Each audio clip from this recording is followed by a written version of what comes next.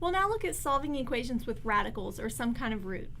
And in general, when we're doing these, the first step is going to be to get the square root on one side by itself, and then to square both answers. And just like with our rational equations, we need to be sure to check our final answers here. As our first example, the square root of x plus 8 equal to 3. So step 1 would be to square both sides. And when we square the square root, it cancels it out, so the left is just an x plus 8, and the right, 3 squared is 9. Subtracting 8 from both sides gives me that x is equal to 1. And like I said, we need to make sure to double check these answers. The square root of 1 plus 8 is the square root of 9, which is 3. So this one actually does line up. Next, the square root of 2x minus 2 equal to x minus 1. Once again, we square both sides. Squaring the square root cancels it out, and I'm left with 2x minus 2. X minus 1 squared is x squared minus 2x plus 1. Since we have a quadratic, we're going to get everything on one side, so subtract 2x and add 2. I then have 0 is equal to x squared minus 4x plus 3. So this factors into x minus 3, x minus 1. So now I have two answers, x equal to 3 and x equal to 1. So now we need to double check those answers. This would be the square root of 2 times 3 minus 2 is equal to 3 minus 1. So the square root of 4 is equal to 2. So that is a correct answer. If I check x equal to 1, I would have 2x, so 2, minus 2 is equal to 1 minus 1. The square root of 0 is equal to 0. So once again, this is right. So here we have two answers, 3 and 1. My next one, the square root of 10 minus x equal to x plus 2. Once again, square both sides. The left is then left with 10 minus x.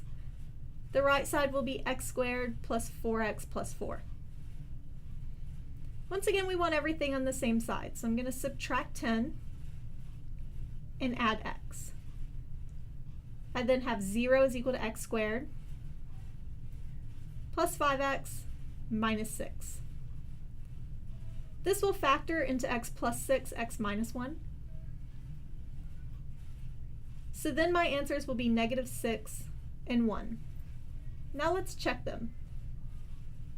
For negative 6, I would have 10 minus negative 6, which is 16, is equal to negative 6 plus 2, or 4 is equal to negative 4, which is false. So negative 6 is not an answer. If x equals to 1, I have the square root of 10 minus 1 is equal to 1 plus 2, or 3 is equal to 3, which is correct. So here my only answer is x equal to 1. For our last example, the square root of 3x squared plus 10x minus 5 equal to 0. We do want the square root on the side by itself, so we'll start by adding 5 to both sides. I then get 3x squared plus 10x is equal to 5. We can then square both sides to get 3x squared plus 10x is equal to 25. We do want to get everything on one side, so we can factor. That gives me 3x squared plus 10x minus 25 is equal to 0. When we try to factor this, we get 3x minus 5, x plus 5 equal to 0. When we solve each of these equations, we get the answers 5/3 and negative 5. So let's double check them.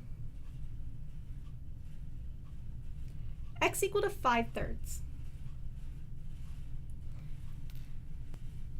We can double check 3 times 5/3 squared plus 10 times 5/3. If you stick that into a calculator, you get 25.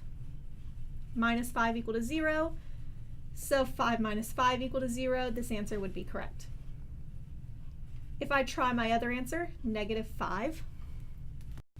3 times negative 5 squared plus 10 times negative 5 is 25 again. Minus 5 equal to 0, which says 5 minus 5 is equal to 0, which is correct. So this time we do have both answers.